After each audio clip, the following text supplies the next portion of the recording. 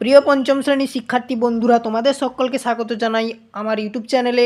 আজ আমি তোমাদের সঙ্গে দ্বিতীয় নম্বর ক্লাস নিয়ে এলাম। গল্প বুড়ো এই যে টপিকটি পড়া রয়েছে, এই টপিকের দ্বিতীয় নম্বর ক্লাস তথা শেষ ক্লাস। এই ক্লাসে আমি তোমাদের পেজ নাম্বার 2-এ যে পরবর্তী যে স্তবকগুলো রয়েছে, সেই দুটো স্তবকের পুরো লাইন ধরে তিনটি স্তবকের লাইন ধরে ধরে মানে এবং তার ব্যাখ্যাগুলো বলে দেব, তোমরা শুনতে থাকো। প্রথম ক্লাসে আমরা কিন্তু গল্প বুড়ো সুনির্মল বসুর লেখা এই যে কবিতাটি দুটো স্তবক আমরা পুরো লাইন ধরে ধরে ব্যাখ্যা মানে বলে দিয়েছি, 1 নম্বর পেজের ক্লাস করে দিয়েছি। আজকের এই ক্লাসে 2 নম্বর পেজের ক্লাস তোমরা দেখছো।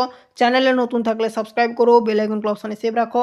এর পরের দিন নেক্সট ক্লাসে আমরা যে হাতে কলমে রয়েছে অর্থাৎ অনুশীলনী রয়েছে, সমস্ত প্রশ্ন এবং তার উত্তর দেখব। তার আগে আর একটা ক্লাস হয়তো বেরোবে, সেখানে কবি পরিচিতি থাকবে, হ্যাঁ, আর হচ্ছে সেই সম্পর্কে একটু বলার থাকবে। তার সঙ্গে তোমাদের ওই ক্লাসেই মানে কবি পরিচিতির যে ক্লাসটা, ওই ক্লাসে আমি তোমাদের যে শব্দার্থ রয়েছে, বাক্য রচনা রয়েছে বলে দেবো, ঠিক আছে?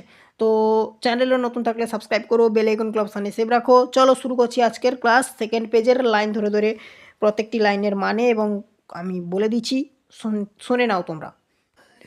প্রিয় বন্ধুরা দেখো, এখানে তোমাদের এই যে দ্বিতীয় নম্বর পেজ, এই দ্বিতীয় নম্বর পেজের এটাকে বলা হচ্ছে প্রথম স্তবক। মানে এভাবে আমি তোমাদেরকে বোঝানোর জন্য দিয়েছি আর কি। দেখো, কাঁধের উপর এই ঝোলা। রূপকথার গল্প থেকে সংগ্রহ করা বা কথক বলেছেন যে তার কাঁধে একটি ঝোলা বা থলি আছে, গল্প ভরা মন ভোলা। ঠিক আছে, এই যে লাইনটা, এর ব্যাখ্যাটা কি? এই ঝোলাটি গল্পে ঠাসা, যা শুনলে মন ভালো হয়ে যায় বা অন্য জগতে হারিয়ে যাওয়া যায়। তারপরের লাইনটা ছিল দত্তি দানব যক্ষীরাজ। তোমরা তোমাদের বইটি দেখো, আমি এটা বোঝানোর পর ওই ছড়াগুলো লাইন ধরে ধরে আরেকবার তোমাদের পড়িয়ে শুনিয়ে দেবো। প্রথম ক্লাসটা যারা করেছো আশা করি তোমরা জানো। যারা প্রথম ক্লাস করনি অবশ্যই পার্ট 1 ক্লাস বা লেকচার 1 ক্লাস দেখে নিও, তাহলে বুঝতে পারবে। প্লেলিস্টের মধ্যে পাবে, লিঙ্ক এই ভিডিওর ডেসক্রিপশনে দেওয়া রয়েছে। দেখো, পড়া রয়েছে দত্তিদানব যক্ষীরাজ। মানে কি, গল্পের চরিত্রগুলোর উল্লেখ করা হয়েছে যে বিশাল দৈত্য, হ্যাঁ, বিশাল দেহী দৈত্য আর কি, দানব এবং ধনসম্পদের মানে রক্ষক, যে তিনি হচ্ছে যক্ষীরাজ। তারপর দেখো রাজপুত্র পক্ষীরাজ, এই লাইনটা রয়েছে। এই লাইনটার মানে কি, সাহসী রাজপুত্র এবং ডানাওয়ালা ঘোড়া পক্ষীরাজের কথা বলা হয়েছে এখানে। তারপরে দেখো নেক্সট, মন পবনে দাঁড়খানা। এই লাইনটার মানে কি, এটি একটি রূপক। মন যেমন দ্রুত এদিক ওদিক ঘুরে বেড়াতে পারে, তেমনি গল্পের নৌকা বা যানটিও তেমন দ্রুত চলে। আজগুবি সব কারখানা, এর মানে কি, ঝোলার ভেতর সব অদ্ভুত আর অবিশ্বাস্য বিষয়ের সমাহার। মানে অদ্ভুত অদ্ভুত জিনিসের সমাহার রয়েছে আর কি, মানে ওখানে ঝোলার মধ্যে আছে। ভর্তি আমার তল্পিটায়। লেখকের এই ঝুলি বা ঝোলা বা থলি বা তল্পি, যে নামেই তোমরা ডাকতে পারো, একই জাতীয় শব্দ এগুলো, এসব গল্পে পরিপূর্ণ। দেখবি যদি জলদি আয়, যারা এই জাদুকরী পৃথিবী দেখতে চায়। মানে গল্পের সমাহারটাকে এখানে পৃথিবীর সঙ্গে বা এই শব্দটার সঙ্গে তুলনা করা হয়েছে, তাদের দ্রুত আসার আহ্বান জানানো হয়েছে। তারপরে দেখো তোমাদের এই পেজের দ্বিতীয় স্তবক কি বলা রয়েছে, কড়ির পাহাড় সার বাঁধা। মানে কি, রূপকথায় কড়ি দিয়ে তৈরি পাহাড়ের কথা এখানে বলা হয়েছে। এটা একটা তো রূপকথা, তোমাদের প্রথম পেজেই তো দেয়া রয়েছে, ঠিক আছে? ওখানে একটা ছোট্ট একটা ডিজাইন করি, ওটার মধ্যেই দেখিয়ে দেবো দরকার পড়ে আমি এক্ষুনি। এখানে তারই উল্লেখ করা হয়েছে, মানিক হীরা চোখ ধাঁধা। মানে কি, এই লাইনের ঝোলার ভেতরে রাখা দামি মণি মুক্ত আর হিরে, যা চোখ ধাঁধা মানে ধাঁধায় বা চোখ ধাঁধাতে ধরিয়ে দেয় বা চোখ ধাঁধা লাগিয়ে দেয়।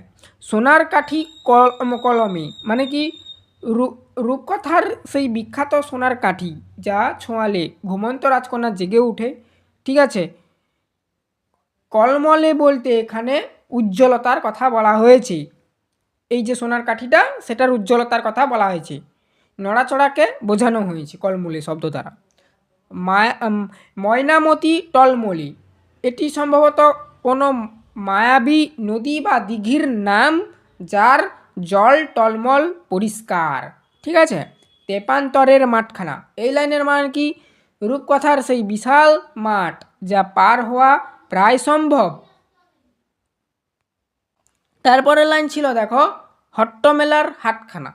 এর মানে কি, এক বিশৃঙ্খল অথচ মজার বাজারের কথা বলা হয়েছে, যেখানে সব আজব জিনিস পাওয়া যায় আটকাল এই তল্পিটায়।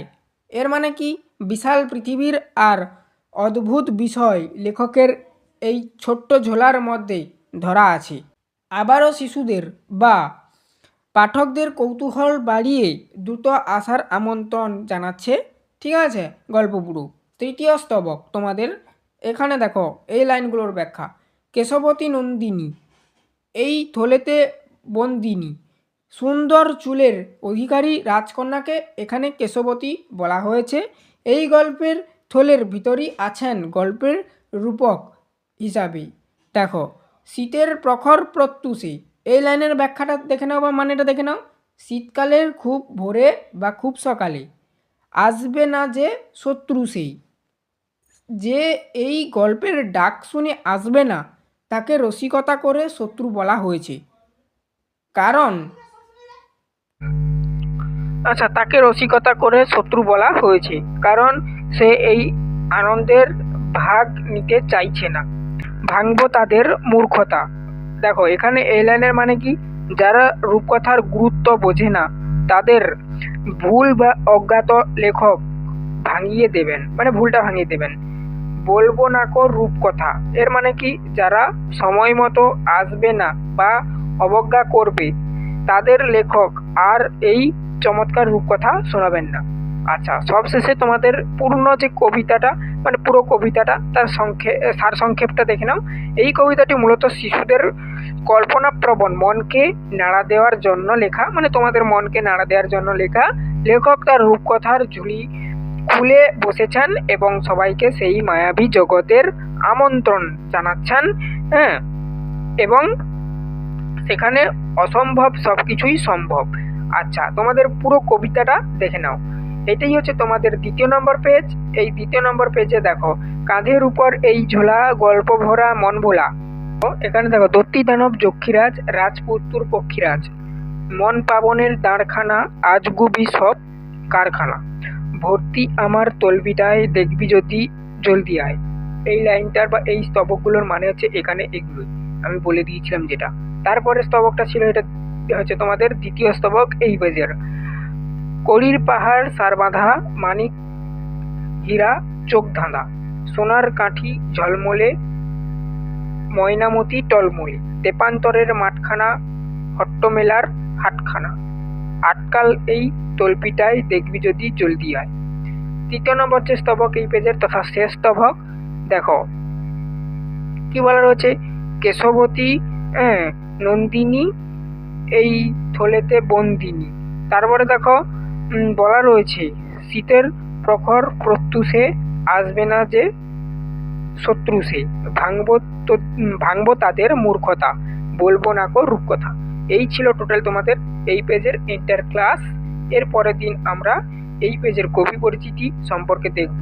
ঠিক আছে, চ্যানেলে নতুন থাকলে সাবস্ক্রাইব করো, বেল আইকনকে অপশানে সেভ রাখো। তোমরা তোমাদের ক্লাসগুলো ভালো লাগলে অবশ্যই লাইক করো, বন্ধুদের মধ্যে শেয়ার করো।